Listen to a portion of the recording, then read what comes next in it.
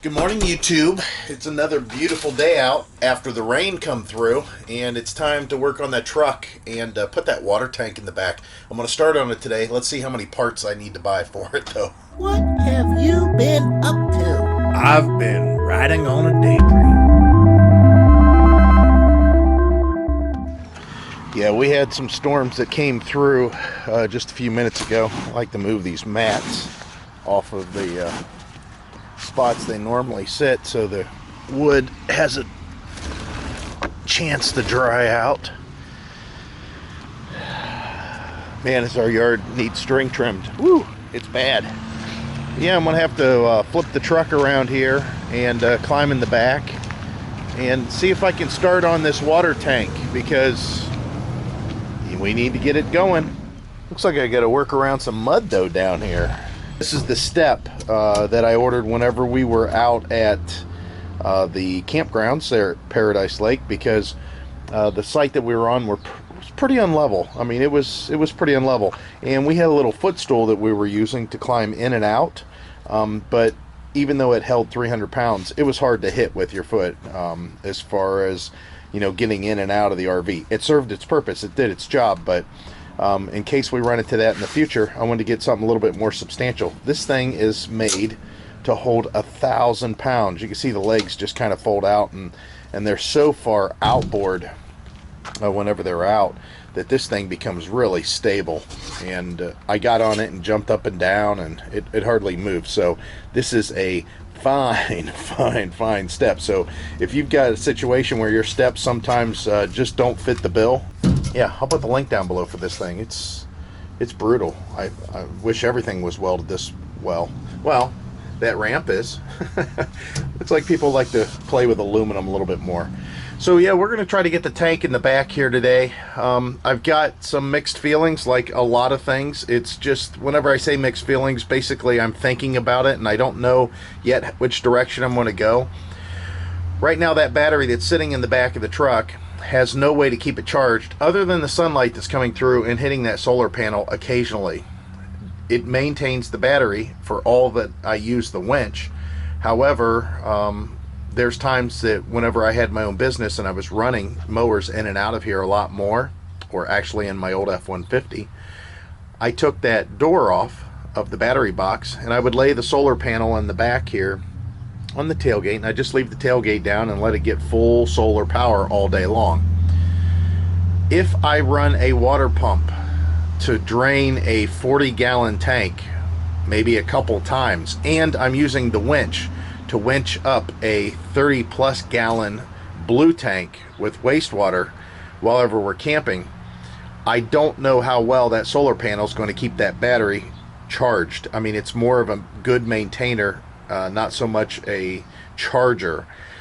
So there's a thought that I might just run the wiring for the water pump off of the truck's current battery that's underneath the hood. That way the alternator will charge whatever gets used by the water pump.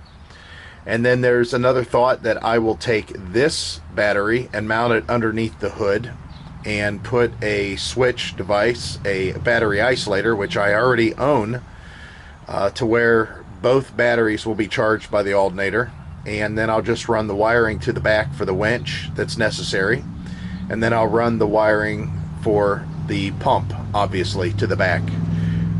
It's still, those are decisions that are kind of up in the air. I don't know how I'm going to go with that yet.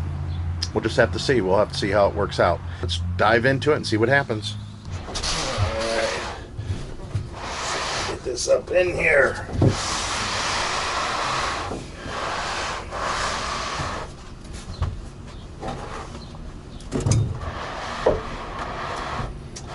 Yeah, it's a pretty good fit in there. It's actually a little bit better than I expected. I thought I was going to have to go over all the way to this battery box, and I don't think that I do. That'd be nice. I've also been thinking about using these to actually hold it in place, because quite honestly, I don't know if I can't get them to move. I mean, that's the small one. That's just one. If I put the big one here, I don't think this thing would ever move. That thing's brutal. Yeah, I don't know. I might try to incorporate those things. Put another one here, which would be this one here. Probably do something like this, and it'd be twofold. Yeah, that's still tip. You can always put something underneath here to help it from tipping. Let me show you what it looks like over here. You can see how tight it is in here. I know the lighting's not the best, but I would just try to incorporate one of these lines, most likely this one, maybe this one for the water pump, and then this one for the vent. This one for the fill. So thinking about grabbing some sort of a hose here, and a regular fill hose, just running it up to the frame rail here. So off of here on the frame rail, I'll move this cargo bar and put it all the way over, and then mount something back there to put a fill. Now, I liked Mike's idea on Wandering Wagner's, where he has his water tank in the back and he has one hose for fill. He has one hose for drain. I like that. I like that idea a lot, because he just fills from the bottom, and of course he drains from the bottom. I'm concerned with getting in a situation that I need to do a gravity fill. I don't know if I want to do a gravity fill of 42 gallons to where I'm pouring in 42 gallons of water. However, it may be a situation. It may be something that I run into. I don't know yet. Again, all this stuff, and no pun intended, is going to stay pretty fluid as far as my planning and what I'm going to do. I do like the idea of these, though, holding this in place. But there's one part of me that's, the paranoid part of me saying, if I get into a very rough situation, if I went off-road by accident or something, if this tank was full of water, it would definitely cut loose. There's a chance of that. There's a chance. But then again, I don't know whatever kind of bracketry I may set up with, strapping or whatever that might also cut loose. So, yeah, I've got mixed thoughts on it, but something to think about. All right, guys, so other than these pieces here that I'm going to keep up against the tank to keep it in place, I'm going to go ahead and try these. I think that they'll hold. I went ahead and drilled my winch frame and put a couple of boards I screwed to it so that even with this in place, this stay hold thing, it wanted to tip a little. So I went ahead and put that wood there to keep it from tipping. It's a smooth piece of board on the underside. What I'm going to do is probably put in some sort of foam or something like that to help protect it. I'll just take and cut the foam to where it'll wrap around a corner and then go in there. So that'll keep it from abrasing the tank, so there's no abrasions that will eventually wear through. My thought was initially that I was going to get 2 smaller tanks to keep the sloshing down, or if I ever go bigger, I'd just get another one of these tanks. The thing is if you got 2 separate tanks, that means you got twice as many connections, and the more connections there are, the more chances or more likelihood of leaking. Now, this old water pump out of our RV, there's a couple of things that I could go without. One of them is I don't need a pressure switch. I don't need to pressurize the system, but since it's already on there, I'll probably just incorporate it. It's not a big deal. And as far as the filter that was on here, would it be a good idea to run that filter? Probably. But the thing is there again, that's an extra connection with the potential to leak. Now, speaking of leaks, it's not a big deal when it's back here, other than the other stuff that you have in the truck bed, which most of my stuff is always sealed off and up off the ground. You don't really have to worry about it. I mean, I could pull the plug on this thing and let the whole tank empty in the bed of the truck, And this is a marine grade carpet. This is what you would find on like bass boats or on pontoon boat floors or any kind of boat for that matter. It's resistant to stain, and you know, you can hose it out, all that stuff. But the thing is you know, once it's wet, that water's going to get trapped and it will try to run out. The foam that's underneath this mat won't allow it to come in. It's a closed cell foam. But still, you have water that potentially would be in this bed for a long time. I just rather not do that. Unless, again, if that happened, you know, this bed liner comes out. It just zips in. This is zipped all the way through. It's Velcroed to the floor, and it's just Velcroed to the walls. All I'd have to do is unzip the floor and pull the floor out. But, of course, everything else has to come out for me to be able to unzip it. It's just something that I'd rather not do. So I'm going to try to prevent the leaks as much as possible.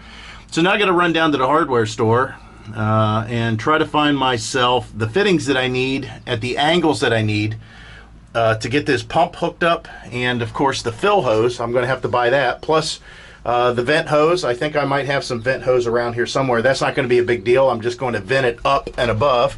They don't need to run all the way out of the RV. So the vent would actually, whenever it comes out of this hole in the back, I'll just go ahead and maybe run it up to this rail here and secure it. It just has to be higher than the water. And whenever it's sloshing, you got to be concerned about water coming out the vent that way. So maybe I'll even go a little higher. Maybe I'll mount it up here off of one of these screws or something, just so it vents out. And that's just for venting of whenever the tank is full and the water's being heated. Or when you're filling it, more importantly, you know, you're displacing air, and the air has to go somewhere so the water can go in. So again, that would help there too. So let me go try to find some fittings. And as far as mounting this pump, I have a good suspicion that I'm just going to put Velcro on the bottom of it, because Velcro really sticks to this stuff in here. I mean, that's what is holding this up and holding up the bed rug. I mean, all the way around. Anytime I put Velcro in here or anything with Velcro, it really likes to stick. I mean, that's all these are, is just Velcro. So whenever you stick them on, I mean, that's pretty substantial, and it won't slide around. So that's all I got to do with that, is just get some Velcro, the hook side of the Velcro, because this entire bed liner is all loop. So I just need to get the hook and secure it to the floor. And it shouldn't move around so much. Plus I'm going to use soft lines. I'm not going to use hard lines. That way we don't get, you know, anything that could potentially get busted or cracked. The soft lines, which, you know, are flexible, that helps out quite a bit. All right, so I'm making a pretty big decision, at least it is for me. Whenever I pay $390 or whatever it was with tax to get a cap painted to match the truck, I just dread the thought of drilling a hole into it. But the more I looked at the mounting situations, this inside would most likely get broke or something, even if I fabricated up, you know, some sort of a plywood board or whatever. I mean, there's so much I could do inside here, but it's kind of in the way where if it's mounted out here, it's done. I mean, once it's mounted, it's done, and I don't have to worry about it. Yeah, I hate drilling the hole, but this is where, again, tools, bringing in tools. Just the cheap hole saw kit, you can get these at Harbor Freight for dirt cheap, and this will do the job. I mean, I've cut into ceramic through iron with these hole saws. They work really well. Just you have to use like dish soap and stuff to cut down the friction. But anyways, getting back to this, yeah, I'm gonna go ahead and take this saw and I'm gonna grind into it. I'm gonna try to put some tape on the paint. I don't know if it's gonna really help it out. What I'll do is I'll try to run the saw in a reverse or in a mode that is going to make it to where it doesn't bite in so much and tear up the paint until I get a good scoring all the way around there. I mean, I could, you know, do just like that. I could put some sort of a compass in here and then go ahead and score the paint all the way around. But the thing is, as long as it chips just a little ways, this is going to cover it up.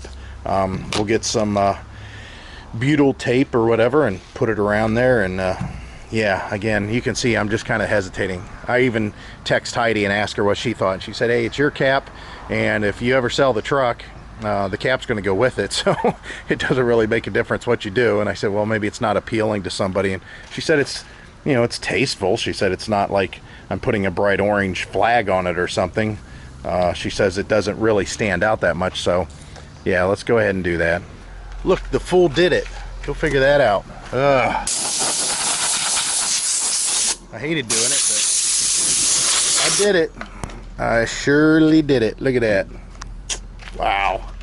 Look at all this stuff in here. Let's see if I can get all this out.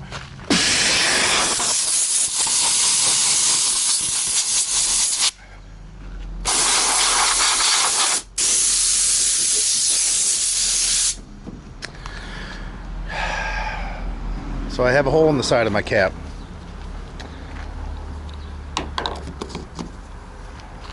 And now I don't. Yeah, a little tacky, but you know what? Maybe tacky is my middle name and I don't realize it. Well, let me show you first this. And yeah, I got the water fill connected to the side of the truck. I didn't really want to drill it, but I did. And I'm going to run the hose up that way. I got all the fittings and everything inside. I had to go to Family Farm and Home and find them, but I got a delay of game. Of course it's raining, I'm not too concerned about that, but when I got to Farm and Home and I pulled in the parking spot, I heard all kinds of hissing and stuff, and I came out and I see nothing but antifreeze laying all over my engine and all over the hood. It had sprayed everywhere. You can still see it up on the hoses here. And yeah, so good thing this happened now and not on the trip, and that's that. The hose blew out. It just, the seam blew out, and it was on the backside. I would have never seen that. Now, if this would have happened while we were out on the road, obviously I would just cut the hose once the vehicle cooled, and then put it back on, and everything would be okay. I'd be able to get to where I needed to go. But since I have AAA Premier, and we've been a AAA member for, well, 20 some years, I just went ahead and called AAA and said, hey, come get me, because I had to do all my shopping anyways. So yeah, these are the original Motorcraft hoses, so they did good. They lasted from 1997. I just need to, I'm going to replace both of them. And the thing is, I needed to replace the heater core anyways. It was kind of gurgling, like it didn't have good flow. I guess that's the best way to describe it. So yeah, that's probably something that I should have done anyway. So I'm going to go ahead and cut these hoses off here, because there's no sense in trying to twist them off. And call Heidi up at work and tell her what size I need so she can get me two new ones. Yeah, we've got antifreeze all over the engine, so I'm going to have to clean that up after the fact once we get this all done. But yeah, we'll replace the heater core also, so I need to get inside this door, which is locked, and pull apart underneath the dash. See how I get sidetracked? Sometimes it's not my fault. It really isn't. I wanted to finish the tank, but I can't, not today. So we'll go ahead and finish this out. I'll make that repair, and then we'll come back whenever I'm doing the back again. All right, guys, so it's the next day, and I didn't get as much done as I wanted to, so today I've got to work a little bit harder. There's a slight chance of rain in the forecast, but it's still only about 74 degrees, so I can wear long pants and feel pretty comfortable, because I need to do string trimming. I've been putting that off for a long time, and I got to cut down a bunch of cattails too today. Hey, there's an Airstream. At least I think it's an Airstream. It kind of looks like an Airstream. I know there were some other manufacturers that made them kind of look that way, but yeah, it's an old one. So yeah, the yard has just gotten, I mean, embarrassing. You can see here. And then all this up by the front of the house. All this is supposed to have been done a long time ago. Heidi wanted to do it, but I don't really like her out there on the other side of the guardrail when traffic's going up and down the road. So yeah, when it rains it pours, and I'm not talking about the weather now. The car started shifting a little bit harder, and the service engine soon light came on.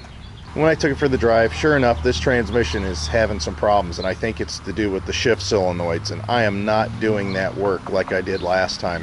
Whenever I had a 2001 Buick LeSabre, I pulled the transmission out myself, and I dropped it off at a shop and had them go through it. It was about $350 for them to basically refresh it, not do a complete rebuild, but do quite a bit of work on it.